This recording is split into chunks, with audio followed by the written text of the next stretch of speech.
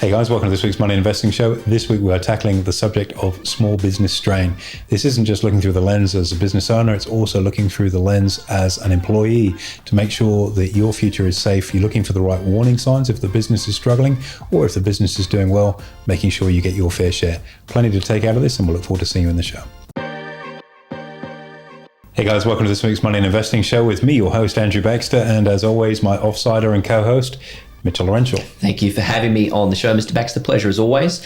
Now, we're going to talk about strain, and it's not the strain that we go through day-to-day trading markets, as big of a strain that is. It's actually quite rather sad in actual fact. It's the strain on small businesses that we're seeing in the current economic climate, both in the US and here in Australia. Scary stats as well that we're going to run through. Indeed it is. Call it small business strain. It is a very valid and very real undercurrent in the economy, both here and across in the US right now. And for a lot of people, when you consider small business, it's a fruit and veg shop or the sandwich bar around the corner. In actual fact, in Australia, 98% of companies in Australia employ 20 or less people. They're small or medium-sized enterprises. I think the stat in the US, I think something like 37% of companies employ over 50% of the country's workforce. Wow. So, small business is a huge part of the engine room for the economy, and it's the lifeblood of the economy too. And there are some really dark numbers starting to emerge in the US, which we'll talk about, and the impact that they have for us here in Australia. And we'll try and look at this, I think, today. We might do this a little bit differently and look through this through the lenses both as an employer or small business owner and also as an employee within a small business, because the knock-on effects of both affect each other. It's a sort of symbiotic relationship, I suppose. So I'm sure we'll dive deep. What do you got for me? Well, let's start off with the employer, given that's your bread and butter as our employer. So what are some of the issues that you see, maybe three, if we had to pick them out, that they're facing? Yeah, look, dealing with the cost of living and rising costs in general, this has been an absolute bell ringer for many. So if you take rent, for example, rent on average over the last 6 months has jumped by about 10% in the US from a commercial perspective. And you think, okay, well, it's a fixed cost of running your business. You have to have a premises to operate out of. Not all businesses are online where you can operate it out of, a virtual office somewhere. And that 10% jump in rent has to come from somewhere. And rent typically for many businesses is probably after their wages, their second biggest cost that they've got to accommodate. You think if you're in the restaurant game and so on and so forth. And I guess the stat that sprung to mind looking through some of the feeds that I follow is the number of businesses that were unable to meet their rent payment this month in the US. And it was over 30% of businesses were unable to make their rent payment. That's really scary. Small businesses, really scary. Yeah. And you then look at the knock-on effect of that on the landlord. That obviously then affects the yield on their property, which then goes toward revaluing, because commercial property is based on yield. And if there's no rent coming in, you've got two choices. You can flick the tenant and replace them with somebody new that you don't know that may well face the same challenge. Or if you've got a tenant in play that's struggling, is to come to a deal with them to try and work something through if it's a short-term problem. But either way, it does definitely impact on the valuation of the property, which then impacts on the loan against that property, which has more severe ramifications down the line. So that inability to pay rent is huge. Interestingly enough, since the rate hikes have started in the US, I think something like 27% of real estate agents have been unable to pay their rent too. I know they're probably not the most loved people on the planet at the best of times, but nonetheless, that's a very good indication of just how severe that slowdown in the US has been on the back of some fairly aggressive moves up in interest rates by the US Federal Reserve.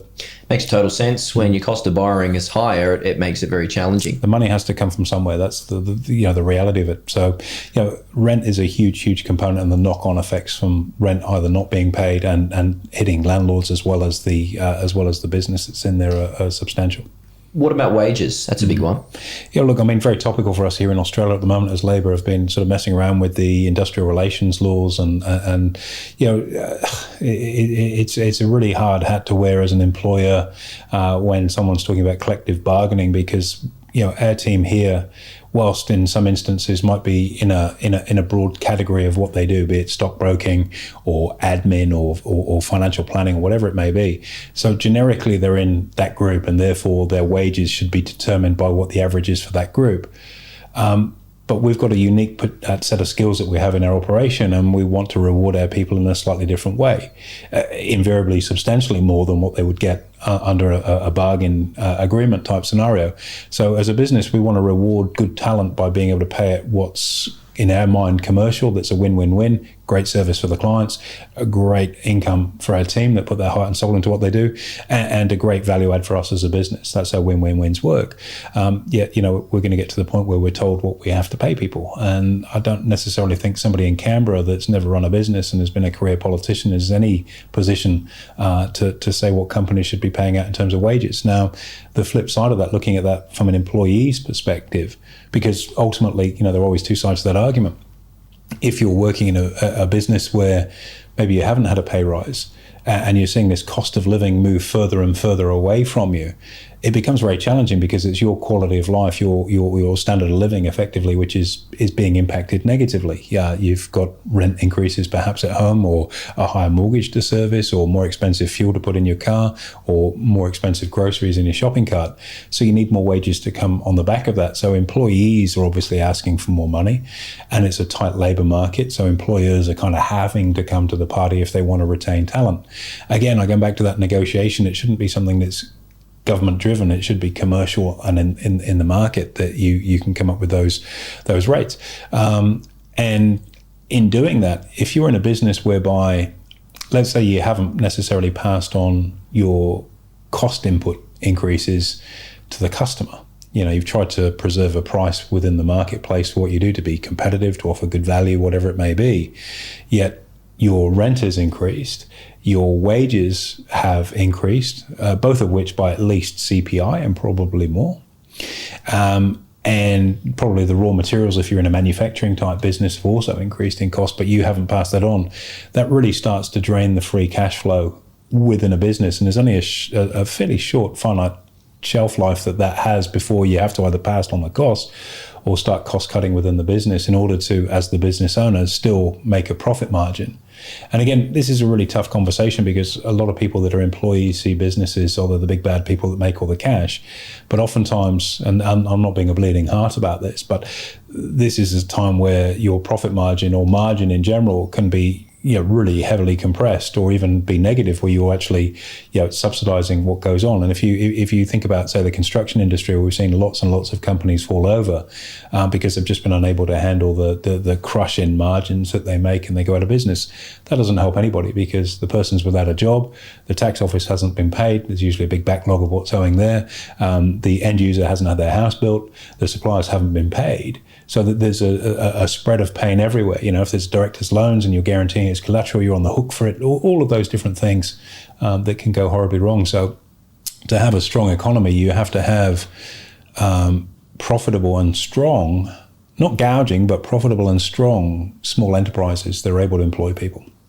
And all of that, listening to that, AB, there's some great points in there and some scary stats, as I say.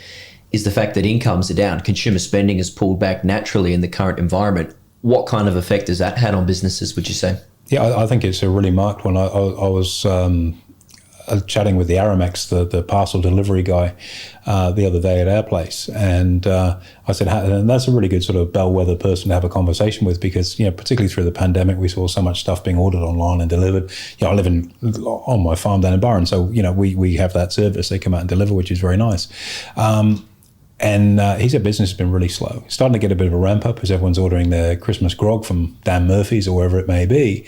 But in general, he said things have slowed down quite measurably. And Aramex is a really interesting business because it's all franchises, owner used franchises. So they've got skin in the game. The people that are delivering the truck own their route, if you will. And they're in a situation where things are tough, because he's got to drive his van around a fairly considered area that's costing him a lot more to fill up. It's costing him probably about 12 to 13% more to employ people right now than it did this time last year, and his business volume is down. It's funny you say that. FedEx, a week or so ago, actually come out with their earnings and their guidance, and FedEx, obviously in the same situation, parcel delivery. Albeit on scale, but exactly the same. When you see such a big company that has input costs from such a wide variety of different areas of the economy, and they come out with quite weak guidance stating that things are getting pretty tough, it kind of rings a bit of an alarm bell through the economy.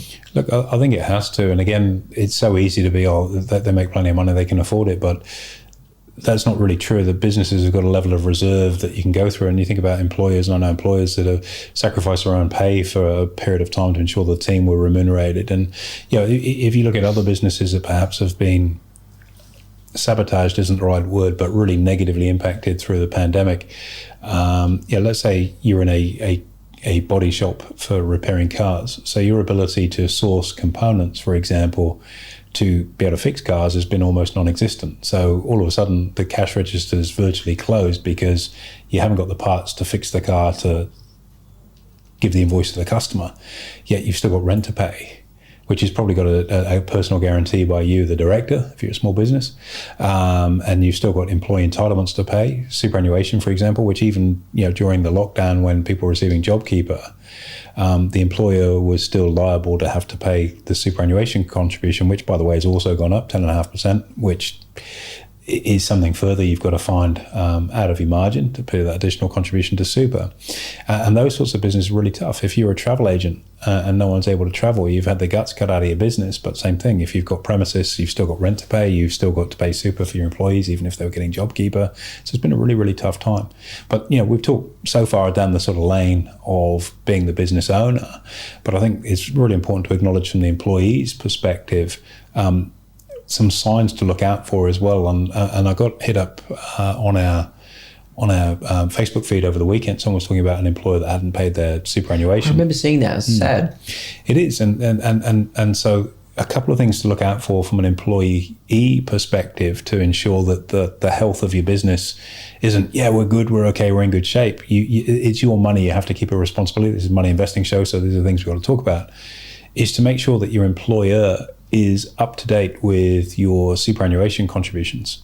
Now, that might only seem a very small thing, no, it's coming, or there was an admin stuff up, or we're paying it next quarter, or the bookkeeping team are running behind, or the accounts, all the excuses in the world. Super. Ultimately, it is your money that you are entitled to that has yet to be paid into your nominated superannuation account. And I would suggest, and I've got a good buddy that works in insolvency, the two things to always look for. And going back to being the business owner for a moment, the two things that are just an absolute must that you've got to keep on top of, one are superannuation contributions and two is GST. And they're the two things particularly the ATO will look for. If you're behind with your GST, for example, they'll be pretty quickly onto it. Whereas if it's your income tax return, there are ways that you can drag that out. Most accountants have got mechanisms by which they're able to do that, payment plans and extending it out, all that sort of stuff. But GST is one they're red hot on because they work on the basis that you've received the money, so you've got to pay it. Simple as that. And it's done. You got to pay it. And if you're not in a position to pay it, then maybe you're insolvent, which is, that's a pretty hefty breach of the Corporations Act. It's quite a serious thing not to be. Going back to the employee's perspective, your super needs to be paid. If your employer is not paying your super, you got to hit them up and say, hey, you've not paid my super. You've got 7 days to put it in. Otherwise, I'm going to have to report you. That's a hard conversation to have. I mean, how do you go to an employer and say that without expecting a pushback? Well, you will get a pushback and you'll probably get a barrage of excuses if it hasn't been paid in. Remember, it's your money. And let's say you're someone that's earning 60 grand a year. So that's 15 grand a quarter. Your super on that's $1,500 a quarter going in. That's your $1,500. If somebody owed you $1,500, you'd be going after it. You'd probably want to have it. Totally. And so, that's the level of transparency you need to have, and then at least your employer knows you're not going to mess around. Maybe not everyone gets paid their super, but that's down to them. This is about your personal journey into the financial space. So watch that very, very, very carefully for sure. As an employee, if your super hasn't been paid, get onto it straight away. Absolutely, and it's your future and your retirement ultimately too. And you've already earned it. You've earned the money, and it's the compulsory contribution that needs to go in. So can't stress that enough. And the number of people that I've seen, disadvantaged by employers not doing that, and they go under, and that's the end of your retirement because they couldn't be bothered, or they were stripping assets out of the business, and that included your super contributions. It's theft ultimately, and it's something you've got to deal with. Totally. Anything else from an employee's perspective that you'd be looking at, AB? It's very difficult. I think. Everyone wants to earn more, let's face it, especially when, the cost of living is moving away. I go back to that initial discussion around the industrial relations law and collective bargaining, and which is a huge step back. You don't need collective bargaining. You've got the Fair Work Act. You don't need collective bargaining and union involvement. Is when you do ask for a pay rise, you've got to be realistic. if things are tough within the business, if your order flow, if you work in a business and like we talked about Aramex earlier, let's say you can see that the order flow has slowed down and no one is as busy, it's pretty hard to go in and say, look, I need a 20% pay rise. CPI's, whatever it might be at the time this broadcast goes out. And a pay rise that's in line with inflation is at best, I think, what people can expect in this current environment. Unless you're delivering more. And we've talked about this previously, how to ask your boss for a pay rise. I remember that podcast. Good advice too, by the way. I think so. How did it work for you? Positive. Good. Damn. And the key thing with that is that, if you're able to demonstrate or deliver more value, then you can justify earning more, not just CPI, but more. If you've taken on more responsibility, more work and so on, then that's where that conversation can really open up.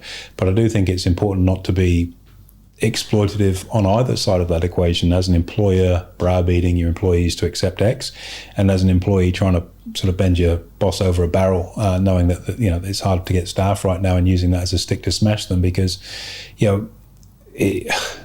it's a soft thing to say, but when you have employees of varying numbers, we've had a large number of employees, we've had a small number, and we've got what I think is probably our optimal sort of level right now. They're not just people that you pay week in, week out, and they're a disposable commodity when they go, don't worry, we'll get someone else. It's beyond that. It's not a commercial relationship. There's a depth of relationship that's there. There's also, without being too cynical, the time that goes into training somebody up. So the best thing you can do is retain the people you have. So having that open relationship or conversation with people that say, look, you can see how tough it's been here. I'd like to pay you more. I'd like to pay myself more. But things are really dragging right now. Can we revisit this conversation in 3 months' time if our sales have improved or if this has happened? And I'm more than happy to accommodate this. But right now, and I'm not saying no to you, but if I say yes to you, it's going to have a really detrimental impact on our cash flow, and it may be that we can't even survive. Which then ruins the entire thing. Then no one has a job. Gotcha. And that's not to push the responsibility of running an inefficient business onto employees. That's something that's to be really minded of. But I think that open kind of conversation, we are in this together. That's how I view our team. I don't look at them as employees in any case. I think, I look at us as a team, and it's a really different set of lenses to look through. And as a team, we can get through anything. But if it's not functioning as a team, if it's a group of individuals that have got self-interest at the forefront of what they are looking to achieve, it doesn't work. And I think we do a pretty good job as a business when we hire to screen that kind of thing out, where we want people that are team focused and focused on a collective goal as a business. So if you can have that, translate that into a conversation and say, look, now's not the time because I don't want to talk about it. It's just blooming hard right now. And here's where we're at, and be open and transparent. If you've got team members or employees, if you prefer to call them that, in your business, and they're the right people, they'll recognize that. And you come back and talk about it in 90 days or 6 months' time. And we go, God, we got through that together, guys. Here's a bonus. Yeah. And most good bosses will do that. Totally. Yep. Rising tide lifts all ships, and if you can weather the storm together, then everyone deserves the benefits, right? That's right. And I think, as we see interest rates continue to move higher and the likely continued slowdown in the consumer sector in particular, and that has a disproportionate effect in the US. I mean, over 60% of economic activity in the US is based around consumer. So a slower consumer is a really material thing over there, as it is here, but just even more so over there. This scenario of getting behind with the rent from a business perspective, or lower pay negotiations are going to become a reality as a lot more companies face the specter of being able to go out of business because they just can't make ends meet in the current climate. It's just too many variables pulling in the wrong direction at the wrong time for them to be able to survive. And if their margins are thin, there's nothing left in there. You got fatter margins, you can ride it out for a period of time. And I think it's never been more important than the employer and the employee, or business owner and team members, are on the same page and say, look, guys, we're all in this together. Let's proactively work on what we can do to maybe cut some costs, something the government should look at doing. Rather than just trying to raise more revenue, or how can we be more efficient? What more can we do? How can we improve our bottom line so we've got this ability to give you that? And I think more than anything, that's probably why commission structures within a business rather than a fixed wage tend to work a little, and I appreciate they're not practical for all types of business, but what it does do is align everyone's needs to say, if I do a better job of creating more value for the business and better servicing our clients, we generate more revenue and there's more in it for me.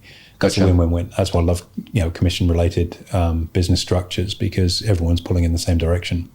So question for you, AB, as we cap off today's broadcast, from an investment perspective, being our bread and butter, the money and investing show, whether you're a business, an employee or both, is there anything you could be looking at doing right now?